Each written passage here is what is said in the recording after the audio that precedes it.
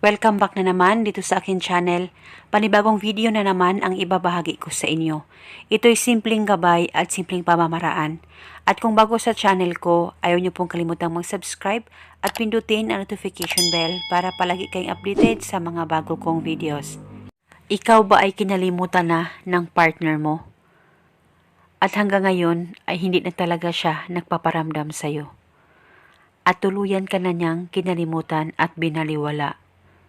Gusto mo ba na siya ay makakausap? O gusto mo ba na siya ay matataranta sa kakaisip sa iyo ngayon mismo matapos mong gawin ang ritual na ito? Ang gagawin mo lamang bago ka matulog, kumuha ka ng isang butil na bawang. Pwedeng balatan at pwedeng hindi balatan. At hawakan mo ito.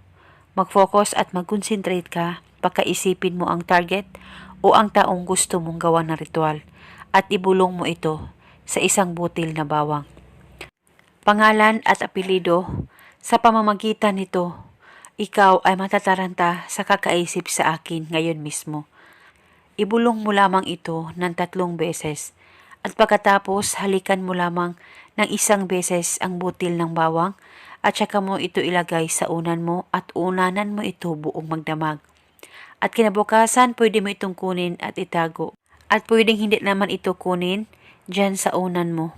At uunanan mo ito gabi-gabi sa tuwing ikaw ay matutulog sa kahit na anong oras na gusto mo. At kung gusto mo nang ihinto itong ritual ay kunin mo lamang ang 1 butil na bawang dyan sa unan mo at itapon mo lamang ito. Pwede mong gawin itong ritual ngayon mismo sa oras na makita mo ang video na ito. Ito'y napakasimple at napaka-epektibong ritual. Basta buo lamang ang tiwala nyo sa mga ganitong pamamaraan. At kung kayo ay may katanungan, mag-comment lang po kayo sa baba. Maraming salamat po sa panunood. May God bless.